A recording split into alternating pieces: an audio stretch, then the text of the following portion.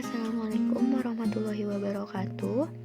Saya Putri Rizky Auratanjila Sudirman dengan NIM 200810 akan mempresentasikan tentang pendidikan yang berkualitas untuk Indonesia Emas.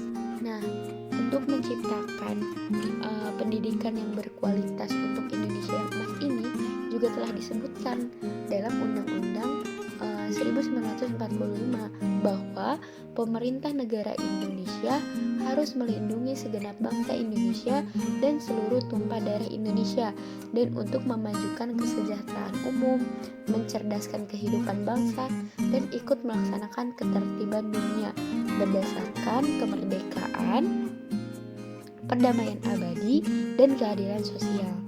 Jadi, di sini pemerintah itu sudah diwajibkan untuk mengusahakan dan menyelenggarakan pendidikan nasional bagi seluruh warga negara Indonesia. Nah, ini tuh dimaksudkan untuk meningkatkan mutu pendidikan di Indonesia. Nah, untuk menciptakan pendidikan yang berkualitas untuk Indonesia yang emas ini, kita harus tahu dulu apa permasalahan yang menghambat sistem pendidikan di Indonesia ini. Nah, yang pertama itu adanya kurang efisien gitu.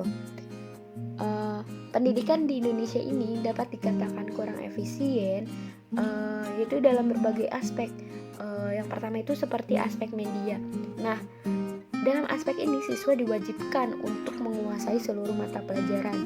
Padahal kita tahu bahwa tidak semua siswa dapat menguasai seluruh mata pelajaran. Nah, yang kedua, kualitas guru. Nah, kualitas seorang guru ini sangatlah dibutuhkan untuk meningkatkan generasi-generasi penerus bangsa.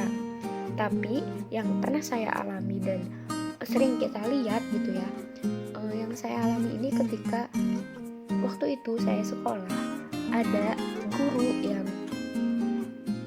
berasal dari lulusan A, tapi dia mengajar di bidang B yang tidak sejalan dengan bidangnya. Jadi dia lulusan hukum, tapi dia malah mengajar biologi.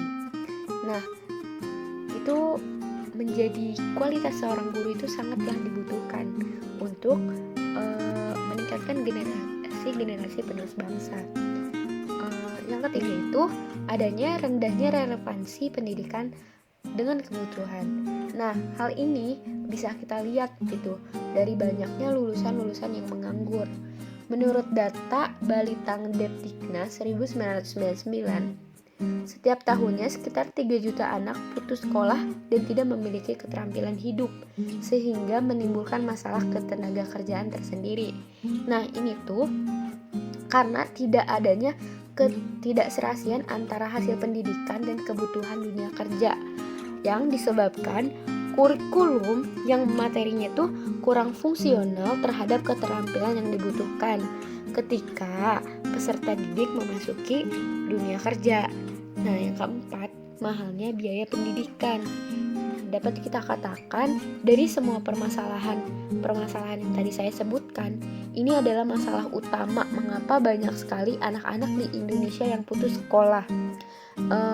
Mereka tidak bersemangat bersekolah, tidak bersemangat untuk menuntut ilmu karena mahalnya biaya pendidikan yang menyebabkan sebagian besar anak memilih untuk bekerja saja demi memenuhi kebutuhan hidupnya. Lalu bagaimana menciptakan generasi emas ini? Nah, kita bisa memperbaiki dan mengkoreksi agar menghasilkan kualitas pendidikan yang lebih baik.